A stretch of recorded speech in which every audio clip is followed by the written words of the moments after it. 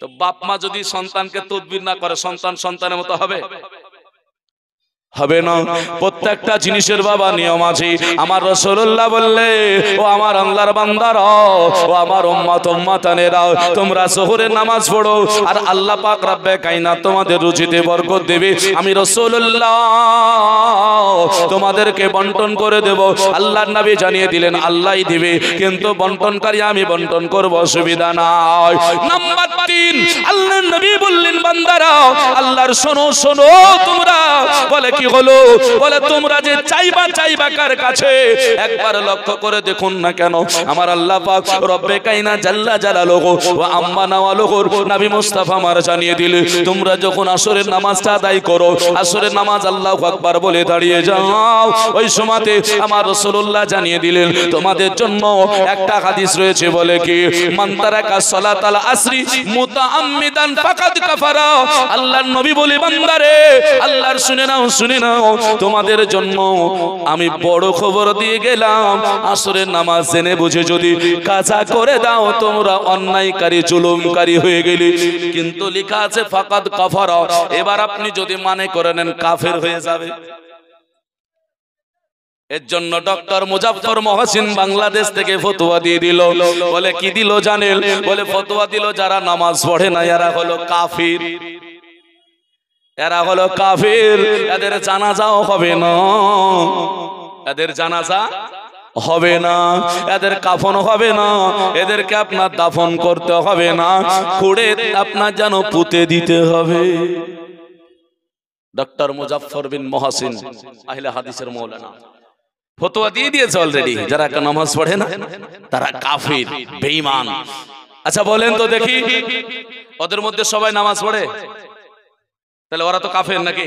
ওর ফতোয়া অনুযায়ী আহলে হাদিস যারা আছে এদের যদি 100 ঘর থাকে আর যদি 90 ঘর নামাজ পড়ে, 10 ঘর আছে নামাজ পড়ে না, এরা হলো ওর ফতোয়া অনুযায়ী কাফের। তাহলে বলুন ওই কাফেরকে গ্রামে রাখা হবে? ওর সাথে চলা হবে? আরে বাপ পড়ে তো বেটা পড়ে না, তাহলে বাপ বেটা মিল আছে, চলবে না। মৌলবীকে জিজ্ঞাসা করতে হবে তো। ইমামে আযম আবু হানিফা রাহমাতুল্লাহ আলাইহি বললেন, না না না, নবী মুস্তাফার হাদিস বোঝো, ফাকাদ কাফারা, অন্যায়কারী জুলুমকারী। এইটুকুকে বোঝানোর জন্য কোরআনের আয়াত আপনাকে দেখতে হবে বাবা। কোরআনের আয়াত যদি না দেখেন বুঝতে পারবেন না। বলে কোরআনের আয়াতে কি আছে? আমার আল্লাহ রব্বে কায়নাত জাল্লা জালালুহু ওয়া আম্মা নাওয়ালুহু উনি জানিয়ে দিয়েছেন, যখন তুমি নামাজের জন্য খাড়া হবে, আকিম, খাড়া হবে, কি করতে হবে? ইরাদা। তো বলছে ওযু করে নাও। তুমি নামাজের জন্য যখন ওখানে ওকিমা লেখা আছে নামাজের জন্য খাড়া হবে, তো বলছে তুমি এবার ওযু করো। আচ্ছা নামাজের জন্য খাড়া হয়ে ওযু করা হবে? নামাজের জন্য দাঁড়িয়ে গেলাম আর ওযু করা হবে? হবে না। একটু লিখে এখানে দেন কাউকে দিয়ে। আছে সুন্নাত আছে, ওয়াজিব আছে, নফল আছে। হ্যাঁ বেতের নামাজ আছে, ওটি তো ওয়াজিব নামাজ। হ্যাঁ হ্যাঁ পড়ার অসুবিধা নাই। হ্যাঁ বেতের নামাজ 3 রাকাত। হ্যাঁ জান, ঠিক আছে বেরাদার ইসলাম। চলুন তাহলে এবার আমি যে কথা বলছিলাম যে ফাকাদ কাফারা শব্দের অর্থ কাফির নিয়ে নিয়েছে, দিয়ে যারা নামাজ পড়ে না তাদেরকে কাফের বলল। আর রাসূলুল্লাহ বলছেন অত্যাচারী। আর কোরআনের আয়াত আল্লাহ পাক বললেন যে নামাজের জন্য যখন তোমরা দাঁড়াবে তোমরা ওযু করো। তো মানেটা কি নিতে হবে জানেন? যে ওখানে আর দাঁড়ানো মানে নিতে হবে না, ওখানে মানে নিতে হবে নামাজের জন্য যখন ইরাদা করেছো, নামাজের জন্য যখন মনস্থ করেছো, তো মানেগুলো ঠিক নিতে না জানলে হবে। যখন আমি ইরাদা করলাম নামাজের জন্য, তাহলে বলছে ওযু করা হবে, আর খাড়া হয়ে গেলাম আর ওযু হবে, কিন্তু কোরআনে তো তাই লেখা আছে। তাহলে মানেটা যদি ঠিক না নেন, তো ডক্টর মুজাফফর বিন মহসিন বলে ফাকাদ কাফারা, ও কাফের। একবার ডাইরেক্ট হতো গো, বলছে যে নামাজ পড়ে না ও কাফের। এইরকম উত্তর আর হাদিস কোরআন কি শোনাই। আমি যে মৌলানা গুলোর নাম বলছি বাংলাদেশের, এদের সঙ্গে মিল করে আপনি দেখবেন আমার কথাগুলো যদি ভুল হয় আপনি বলবেন। তাহলে আপনার ঘরে তো কাফের আছে, আমাদেরকে কাফের বলে কি হবে? হ্যাঁ না? আহলে হাদিসদের ঘরে কাফের হচ্ছে না তাইলে? তাদের ফতোয়া, হানাফিদের ফতোয়া নয় এটা। আল্লাহর হাবিব বললেন, বলে শোনো আল্লাহর বান্দারা, তোমরা যদি আজকে আসরের নামাজ জেনে বুঝে কাজা করে দাও, মুসলমান আমার ভাইরা লক্ষ্য করে দেখো, তাহলে বুঝতে পারবে নামাজ যদি তোমরা ছেড়ে দাও তাহলে তোমরা অন্যায়কারী, অত্যাচারী, জুলুমকারী। বলে কতটুকু অন্যায়কারী, জুলুমকারী, অত্যাচারী হলে? আল্লাহর নবী বলছেন, বলে শোনো ব্যভিচার করলে পারে মানুষ ভয় করে, কি করে না? ধরা পড়ে গেলে কি অবস্থা হবে? লক্ষ টাকা জরিমানা হবে, আর জরিমানা যা হবে হবে মান ইজ্জত চলে যাবে, হ্যাঁ না বন্ধু আমার ভাইরা? তাহলে লক্ষ্য করুন, মান ইজ্জত চলে যাবে বলে আপনার যেন ভয় করে। তাই তো নবীর কাছে এক যুবক গিয়ে কেঁদেছিল, ব্যভিচার করে ফেলেছিল। কতটুকু দেখুন, নামাজ না পড়লে গুনাহ হয়। আল্লাহর নবী বলেছেন এগুলো বললে ঠিক আছে। ব্রাদার কি বলছেন? হাউমাউ করে কাঁদে। নবী বলছেন, কাঁদছো কেন গো যুবক? উনি বলছেন, বলে হুজুর এত বড় গুনাহ করেছি, আর মনে হয় ভয় আমার যেন মাফ হবে কিনা। নবী আমার থমকে দাঁড়িয়ে গেলেন, কত বড় গুনাহ করেছো বলো তো দেখি।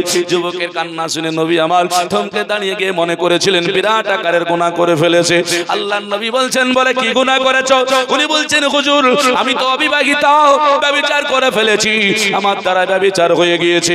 আল্লাহর নবী বলছেন, শোনো আল্লাহর কাছে তওবা করে নাও। এই ব্যভিচারের কথা কি আর কেউ জানে না কি বলো? যুবক বলছে, লা ইয়া রাসূলুল্লাহ, হুজুর আর কেউ জানে না, আমি জানি, আর ওই মহিলাটা জানে, আর কেউ জানে না।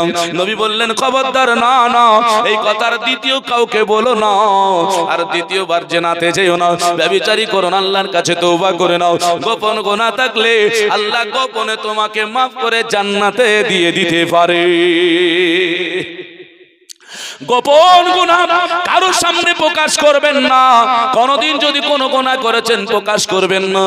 নবী বলছে, যুবক রে প্রকাশ করিস না কারো সামনে, আল্লাহর কাছে তওবা করে নে। যুবক বলছে, বলে হুজুর তবে আপনি বলুন আমি কি এত বড় গুনাহ করে তওবা করে মাফ হবে? আল্লাহ পাক রব্বুল আলামিন হলেন গফুর ও গাফফার, ক্ষমাশীল, আল্লাহ ক্ষমা করে দেবে, তবে তওবাটা করতে হবে। কোরআন বলছে, ইয়া আইয়ুহাল্লাযীনা আমানু তুবু ইলাল্লাহি তাওবাতান নাসুহা। আমার আল্লাহ বলে, ঈমানদার তোমরা যদি অন্তর থেকে তোমরা তাওবাতুন নাসুহা করে ফেলো, আমি আল্লাহ তোমাদেরকে ক্ষমা করে দেব তোমাদের বিগত দিনের গুনাহগুলো। জোরে বলে সুবহানাল্লাহ। আর কোনদিন যেও না, যেও না। যুবক বলে, হুজুর তবে আপনি কেন দিড়কে দাঁড়িয়েছিলেন বলুন বলুন। নবী বলছে, যুবক আমি ভেবেছিলাম তুমি আসরের নামাজ না পড়ে আমার কাছে এসেছো। কত বড় গুনাহ, জোরে বলবেন না? এত বড় গুনাহ। নবী মুস্তাফা বলছেন, এত বড় গুনাহ, এতই গুনাহটা করে এসেছো ভেবেছিলাম।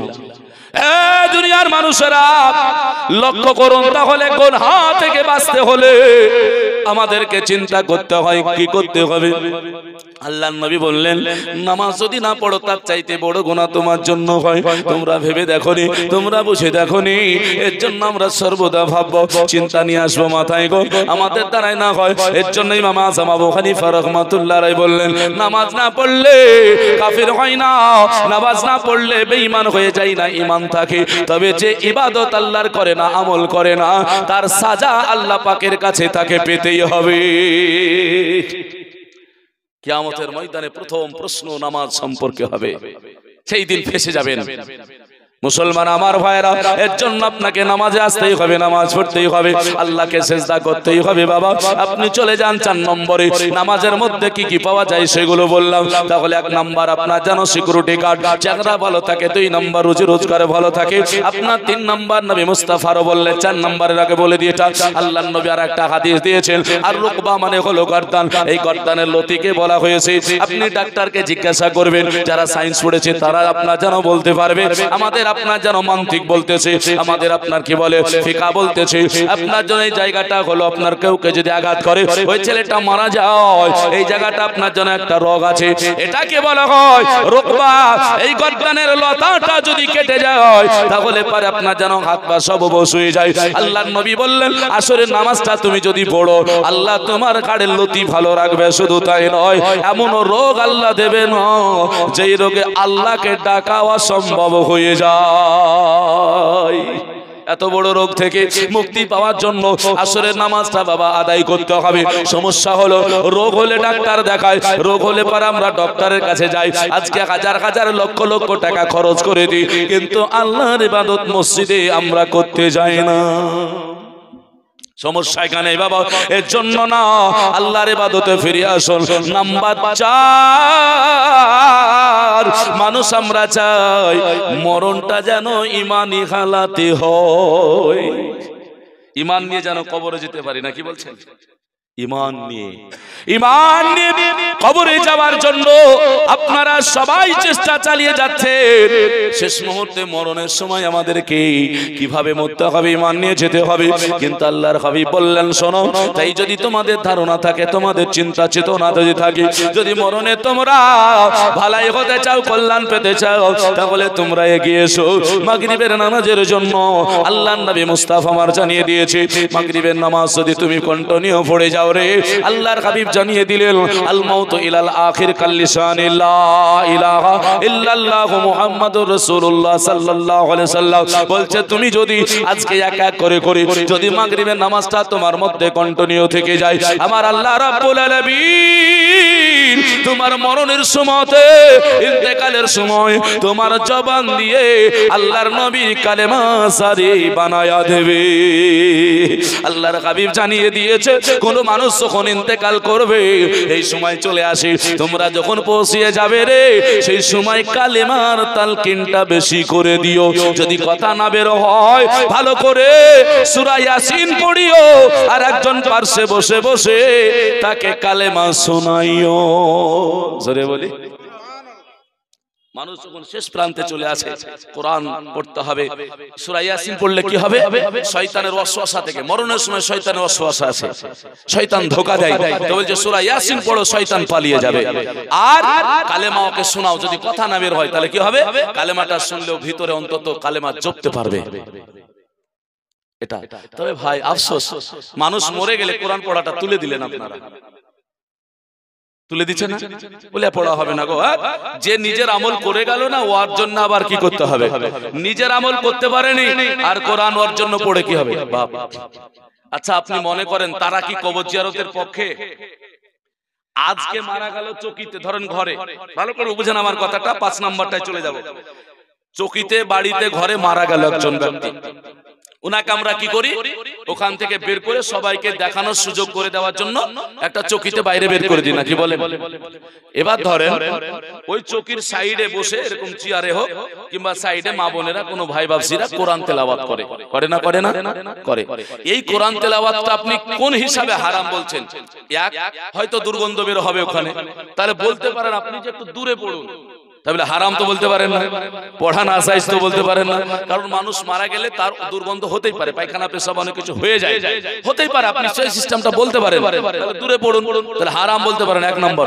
নাম্বার 2, যদি আজ মরে যাওয়ার পরে লাশ থাকছে বলে, কিছু করে যায়নি বলে ওর জন্য দোয়া হবে না, ওর জন্য কোরআন তেলাওয়াত হবে না, তাহলে কবরে মরে গেলছে, হারিয়ে গিয়েছে, লাশ নাই, গোশত নাই, হাড্ডি নাই, এই কবরের ইমাম সাহেব দাঁড়িয়ে দাঁড়িয়ে আপনাদেরকে বোকা বানায় নাকি?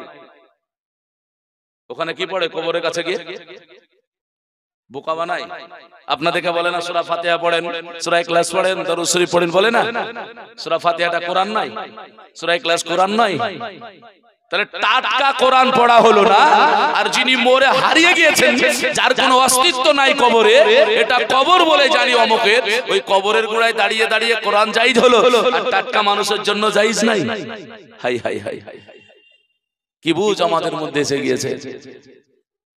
তাহলে ইমাম সাহেবদের ধোকায় পড়ে আছেন আপনারা।